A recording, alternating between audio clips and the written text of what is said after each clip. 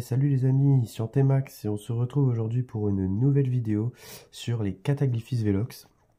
Donc voilà, en effet, ça fait 5 mois que j'ai pas posté une vidéo là sur elle.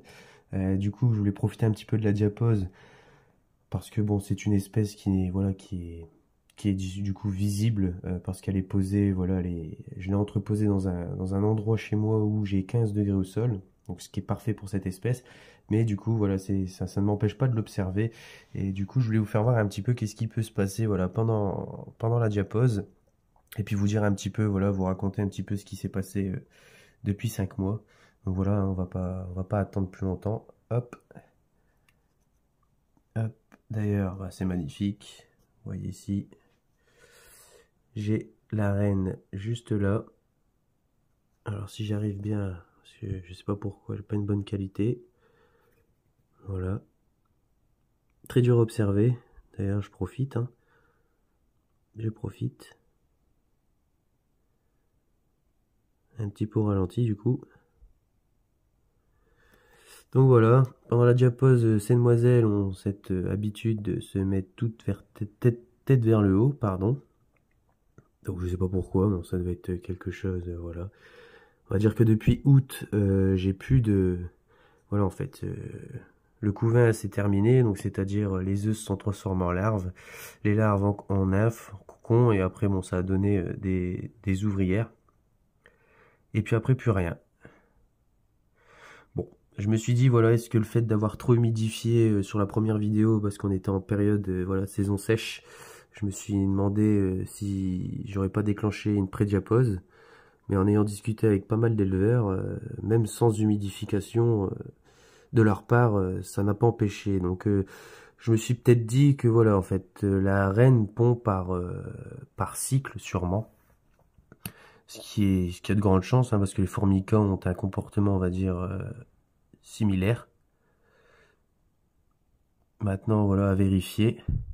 Bon, une chose est sûre, c'est que l'année prochaine, si je devrais recommencer, voilà, je humidifierai une fois par semaine. Là, actuellement, elles sont quand même humidifiées 2 fois par semaine, du coup, vu qu'on est en période d'hiver.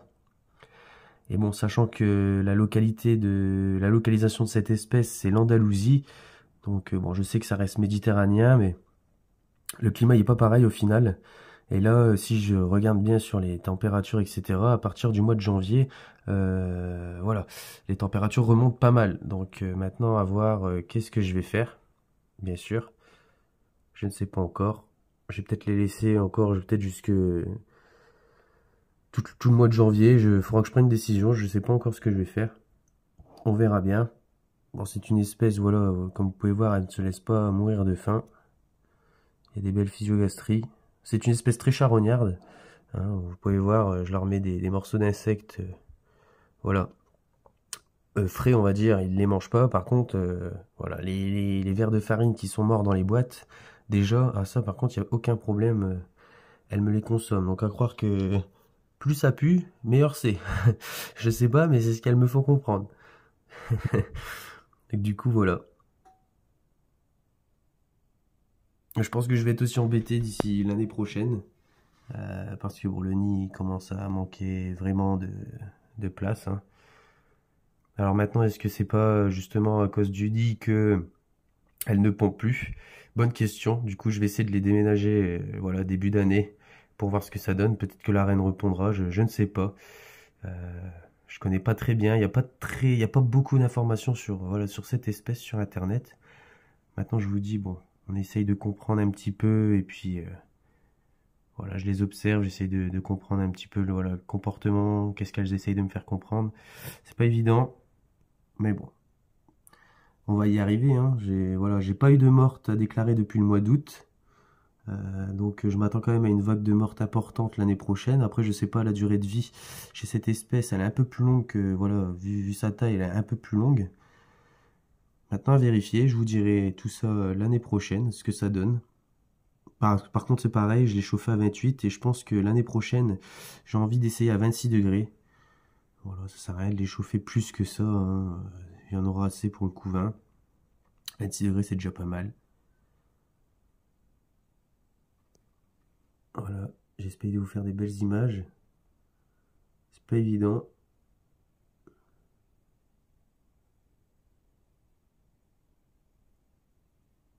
Après, bon, ça se nourrit pas plus que ça, hein. Là, en ce moment, je vous dis, voilà, il était plein il y a un mois.